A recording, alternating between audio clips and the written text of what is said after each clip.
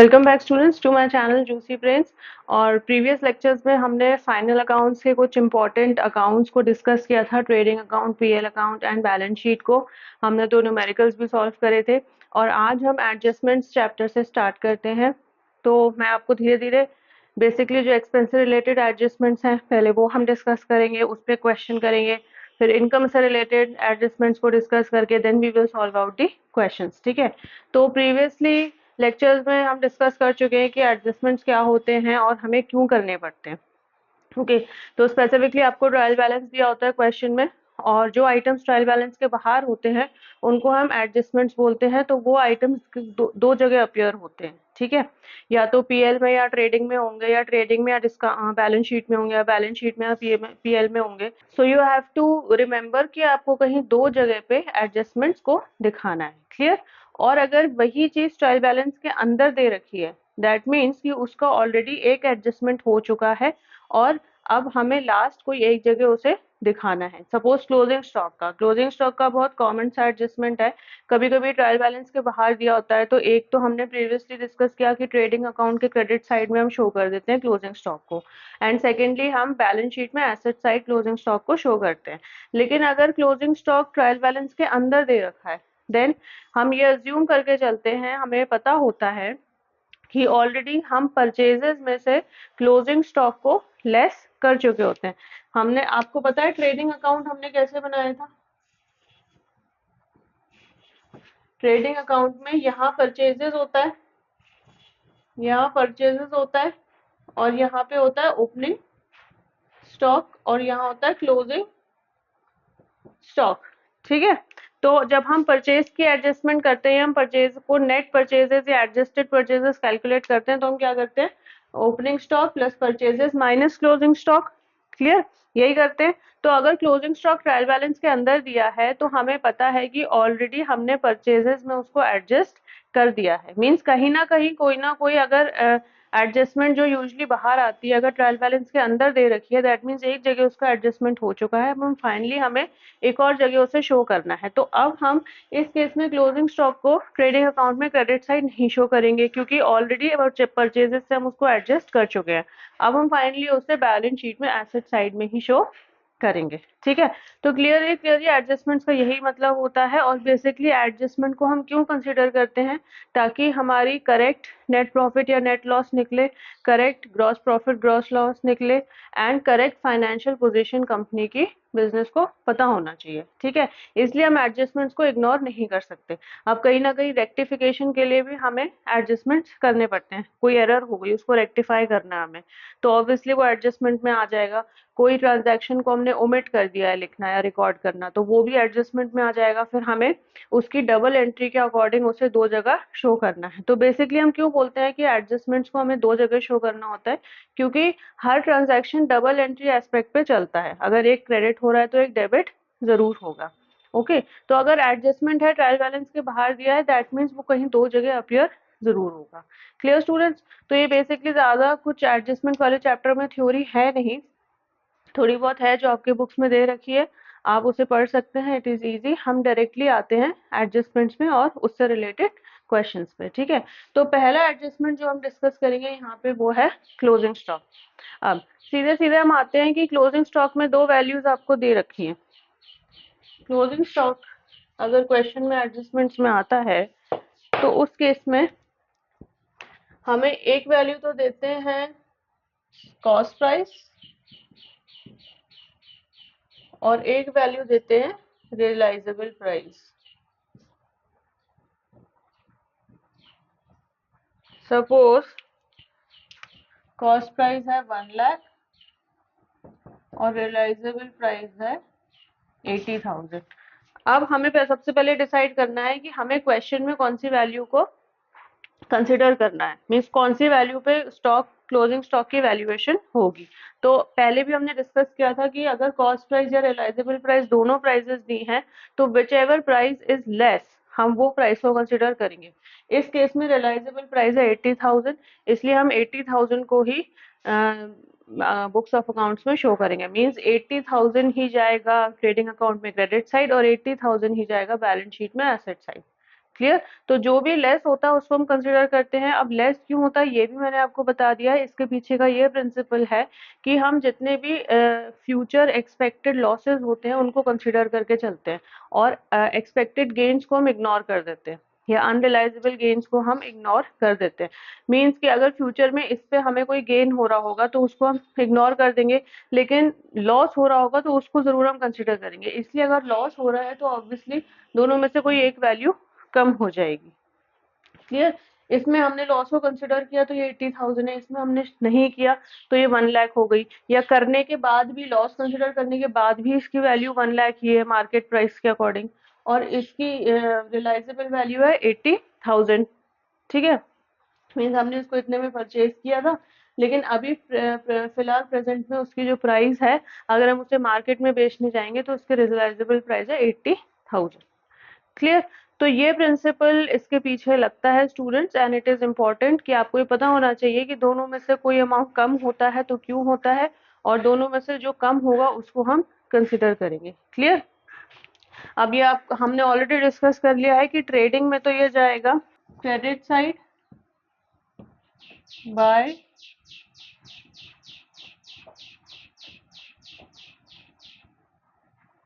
Closing stock 80,000। ठीक है, और बैलेंस शीट में ये जाएगा एसेट साइड, ये एसेट साइड है, ये लायबिलिटी साइड है, तो ये आएगा क्लोजिंग स्टॉक। ठीक है, तो क्लोजिंग स्टॉक से रिलेटेड ये एडजस्टमेंट्स हैं। बेसिकली आपको मैंने वैल्यूज का एडजस्टमेंट बता दिया कि दोनों में से जो प्राइस लेस होगा वो हम कंसीडर करेंगे, और अगर ट्रायल बैलेंस के बाहर आता है तो ये दोनों जगह अपीयर होगा। अगर ट्रायल बैलेंस के अंदर क्लोजिंग स्टॉक दिखा रहे हैं दैट मीन्स वो परचेजेस में ऑलरेडी एडजस्ट हो चुका है, मीन्स उसकी एक एंट्री हो चुकी है परचेज से रिलेटेड। अब एक ही बच रही है बैलेंस शीट में एसेट साइड जो हमें लिखना है, तो उसको हम फाइनली फिर बैलेंस शीट में एसेट साइड ही शो करेंगे अगर ट्रायल बैलेंस के अंदर क्लोजिंग स्टॉक की वैल्यू दी है, अदरवाइज बाहर दी है तो ये दोनों जगह अपीयर होगा। क्लियर। दूसरा एडजस्टमेंट देख लेते हैं। ओके, अब दूसरा एडजस्टमेंट देख लेते हैं। It is related to expense. आज हम बेसिकली एक्सपेंस से रिलेटेड एडजस्टमेंट्स ही डिस्कस करेंगे और फिर उससे रिलेटेड क्वेश्चन भी डिस्कस करेंगे। क्लियर। तो आउटस्टैंडिंग एक्सपेंसेस, और in simple words you can say expenses due but not paid. अब इस अकाउंटिंग ईयर में जो हमें एक्सपेंसेस पे करने थे, जो हमारे ड्यू हो गए और हमने पे नहीं करे, तो those expenses are known as outstanding expenses. या तो आप उसको आउटस्टैंडिंग एक्सपेंसेस बोलो इन अकाउंटिंग टर्म्स में, या expenses due but not paid, one and the same thing. Clear. अब सपोज एग्जाम्पल ले लेते हैं, जैसे वेजेस है, वेजेस हमारी सपोज 2 लाख है। ठीक है, और ट्रायल बैलेंस के, ये तो ट्रायल बैलेंस के अंदर दिया है, ट्रायल बैलेंस के बाहर आपको एक इन्फॉर्मेशन दी है कि आउटस्टैंडिंग वेजेस ऑफ 20,000। ठीक है, ट्रायल बैलेंस के बाहर आपको एक इन्फॉर्मेशन दी है आउटस्टैंडिंग वेजेस 20,000। तो बच्चों जो ट्रायल बैलेंस के अंदर आपको अमाउंट दे रखी होती है वो पूरे साल की होती है। ठीक है, इस चीज को, ये बेसिक चीज है, इस चीज को आप थोड़ा सा दिमाग में रख। जो भी एक्सपेंस ट्रायल बैलेंस के अंदर देते हैं वो एक्सपेंस पूरे अकाउंटिंग ईयर के लिए होता है। क्लियर। तो अब अकाउंटिंग ईयर के लिए वेजेस हमें पे करने हैं 2 लाख, लेकिन आउटस्टैंडिंग वेजेस हैं 20,000, यानी कि इस साल में 20,000 हमने पे करने थे वेजेस, लेकिन हमने नहीं करे, ड्यू हो गए, नहीं करे, तो हो गए आउटस्टैंडिंग एक्सपेंसेस। तो इसका एडजस्टमेंट, अब देखो हमें ये देखना है कि रिलेटेड एक्सपेंस ट्रेडिंग अकाउंट में आ रहा है, प्रॉफिट एंड लॉस में आ रहा है। अगर ट्रेडिंग में आ रहा है तो ट्रेडिंग में एडजस्टमेंट होगी, पीएल में आ रहा है तो पीएल साइड एडजस्टमेंट होगी। ठीक है, इस केस में ट्रेडिंग में आ रहा है तो भाई आप यहाँ पे ट्रेडिंग अकाउंट में हमें पता है wages is indirect expense, sorry direct expense, तो वेजेस हमेशा डेबिट साइड लिखते हैं हम, तो वेजेस हमने लिख दिया कितना, 2 लाख। ठीक है, 2 लाख हमारी वेजेस हैं। अब आउटस्टैंडिंग वेजेस हमेशा ऐड होती हैं, रिलेटेड एक्सपेंस में हमेशा ऐड होती है, मतलब जिस एक्सपेंस की आउटस्टैंडिंग एक्सपेंस है, जिस एक्सपेंस से रिलेटेड आउटस्टैंडिंग एक्सपेंस है वो उसमें ऐड होता है। तो वेजेस में ऐड आउटस्टैंडिंग है, आउटस्टैंडिंग वेजेस है, तो आउटस्टैंडिंग वेजेस ऐड हो जाएंगी कितना, 20,000। तो अब अमाउंट आ गई 2,20,000। थाउजेंड, यानी कि 2,20,000 अब हमें पे करने थे। हमने पे करने थे 2,20,000, लेकिन हमने करे 2,20,000 की आउटस्टैंडिंग वेजेस हो गई। क्लियर? ये इस तरीके से आपको शो करना है। ठीक है, तो एक तरफ तो आपकी ट्रेडिंग में एडजस्टमेंट आ गई कि आपने ट्रेडिंग अकाउंट में दिखा दिया वेजेस को और ऐड कर दिया आउटस्टैंडिंग वेजेस को। अब बैलेंस शीट में कैसे दिखाना है ये और देख लो। बैलेंस शीट में ये याद कर लो कि आउटस्टैंडिंग वेजेस हमेशा और हमेशा लायबिलिटी साइड ही शो करते हैं। ठीक है, इसका एज सच कोई एडजस्टमेंट नहीं होना, लेस और प्लस, प्लस या माइनस नहीं होना, हमें सीधे आउटस्टैंडिंग वेजेस करके, कितने क्वेश्चन में दिया है 20,000, तो हमें ये 20,000 यहाँ शो कर देना है। क्लियर? लायबिलिटी साइड जाता है आउटस्टैंडिंग वेजेस, लायबिलिटीज होती है। क्लियर? ओके स्टूडेंट्स, तो आउटस्टैंडिंग एक्सपेंस का एडजस्टमेंट समझ में आया। एक तो ये ट्रेडिंग अकाउंट में डेबिट साइड जाएगा और रिस्पेक्टेड एक्सपेंस में ये ऐड हो जाएगा। अब एक्सपेंस अगर ट्रेडिंग का होगा तो ट्रेडिंग में जाएगा, वरना पीएल में आएगा। और बैलेंस शीट में आउटस्टैंडिंग हमेशा और हमेशा ही लायबिलिटी होती है। अब इसका रीजन क्या हो सकता है? या तो अगर आपका रीजन वाइज याद है तो बहुत अच्छी बात है, नहीं तो एज इट इज आप इसको याद भी कर सकते हो। ठीक है, लेकिन मैं इसको इसके पीछे का रीजन बताती हूँ। Since expense due and not paid, अब ये एक्सपेंस इस फाइनेंशियल अकाउंटिंग पीरियड का है या फाइनेंशियल इस प्रेजेंट करंट फाइनेंशियल ईयर का है। ठीक है, तो इससे रिलेटेड इस एक्सपेंस से जो रिलेटेड जो बेनिफिट है वो तो हमने इस फाइनेंशियल ईयर में हमें मिल ही गया। ठीक है, इस एक्सपेंस से रिलेटेड जो बेनिफिट है वो हमें इस फाइनेंशियल ईयर में मिल गया, लेकिन हमने ये एक्सपेंस पे नहीं करा। क्लियर? तो इसलिए ये हमारे लिए क्या हो गई, इस फाइनेंशियल ईयर की लायबिलिटी हो गई।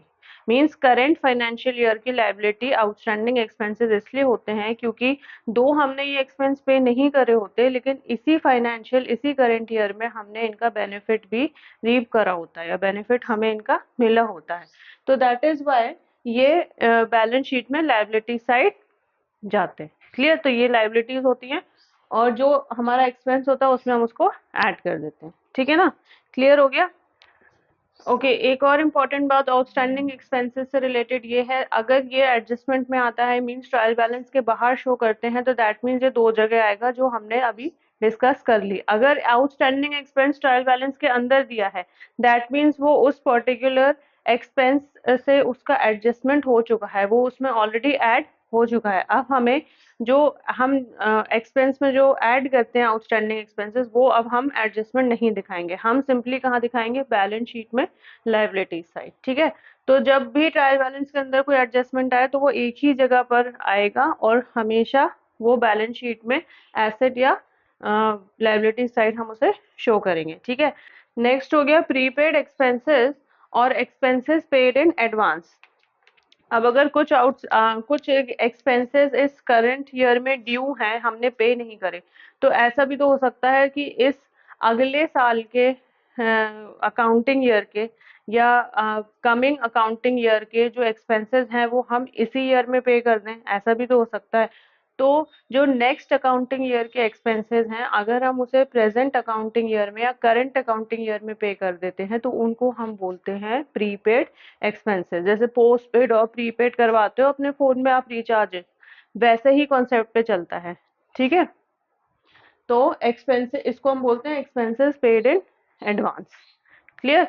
हमने अगले साल का जो एक्सपेंस था वो इसी करंट ईयर में फाइनेंशियल ईयर में पे कर दिया तो वो प्रीपेड हो गया। अच्छा, अब देखो जैसे मानो कोई हम ले लेते हैं इंश्योरेंस। इंश्योरेंस हमारा है 1,000, ये ट्रायल बैलेंस में आपको इन्फॉर्मेशन दी है इंश्योरेंस की 1,000, बाहर दी है प्रीपेड इंश्योरेंस 200। ठीक है, ट्रायल बैलेंस के अंदर इंश्योरेंस की अमाउंट दी है 1,000 और एक एडजस्टमेंट दे रखा है इंश्योरेंस से रिलेटेड की प्रीपेड है। मींस नेक्स्ट ईयर का जो इंश्योरेंस है 200 वो हमने इस ईयर में 200 पे कर दिया तो प्रीपेड हो गया। अब कहाँ दिखाना है इसे?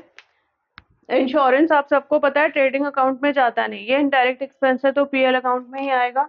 तो पीएल अकाउंट के डेबिट साइड में से हम शो करेंगे। तो इंश्योरेंस कितना है 1000।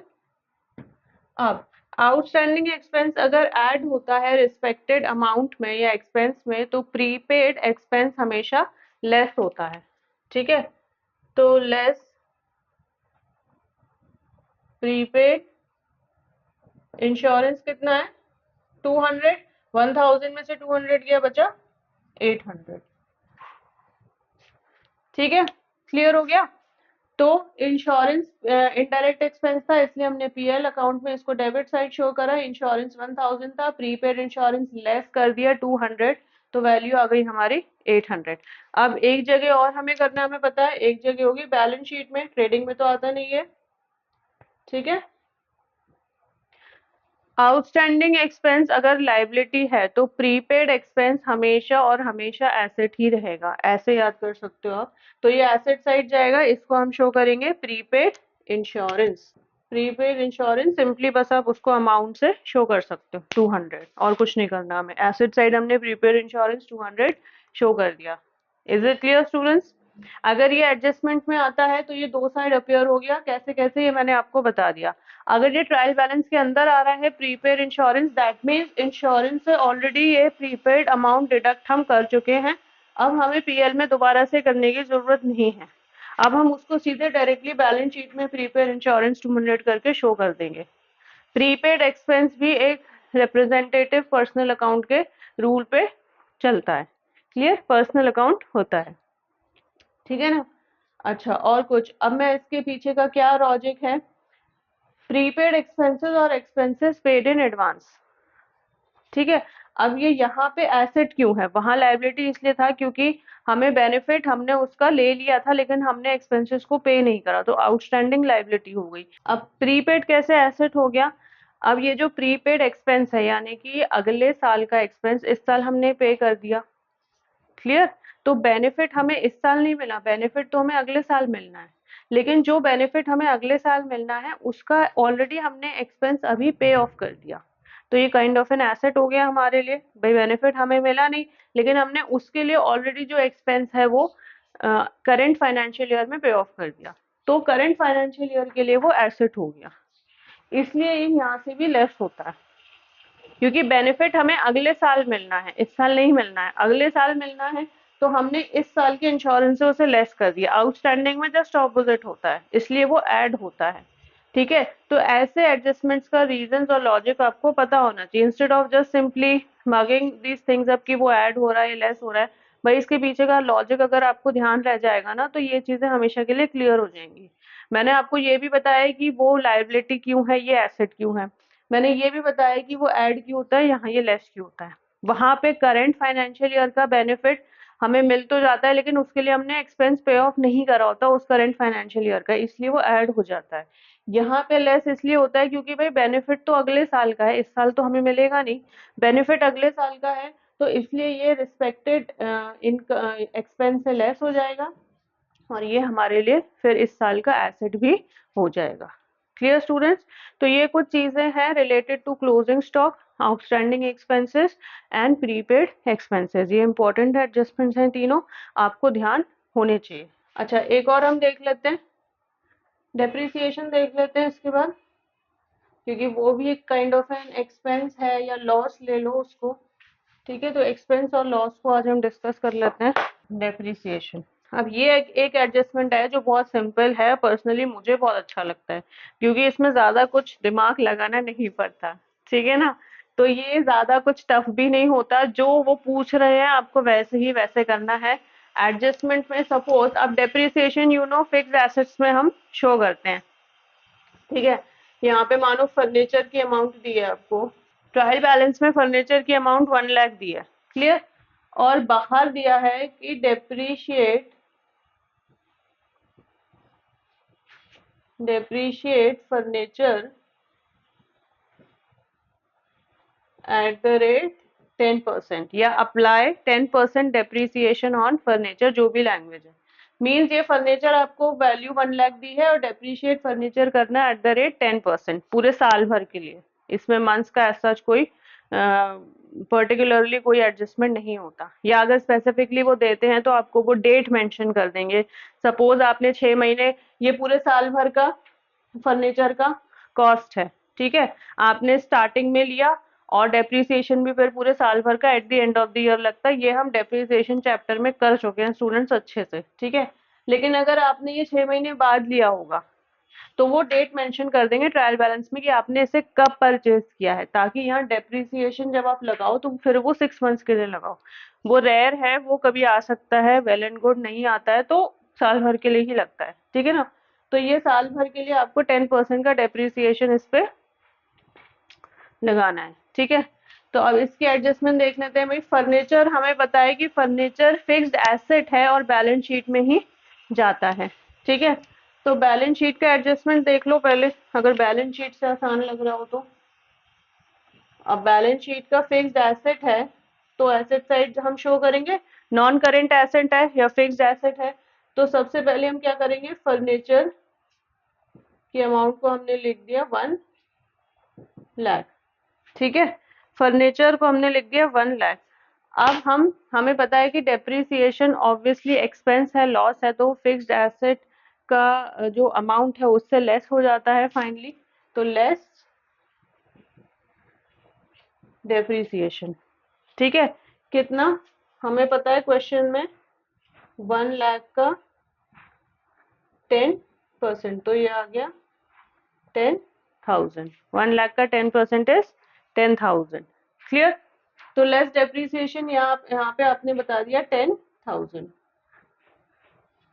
और फाइनल अब हम वैल्यू करेंगे 1 लाख माइनस 10,000 इज 90,000, ठीक है। ये तो बहुत आसान था, आई थिंक सो इसमें एज सच कोई न्यूनेस नहीं है क्योंकि हम ये डेप्रिसिएशन वाले चैप्टर में पढ़ चुके हैं, क्लियर। अब पीएल अकाउंट में आ जाओ भाई। पीएल अकाउंट में इसलिए क्योंकि ट्रेडिंग से तो कोई लेना देना है नहीं इसका। हमने जब हम पीएल अकाउंट को डिस्कस कर रहे थे तो हमने ये डिस्कस किया था कि इनडायरेक्ट एक्सपेंसेस में डेप्रिसिएशन भी एक एक्सपेंस होता है जो इनडायरेक्ट होता है और जो पीएल के डेबिट साइड जाता है।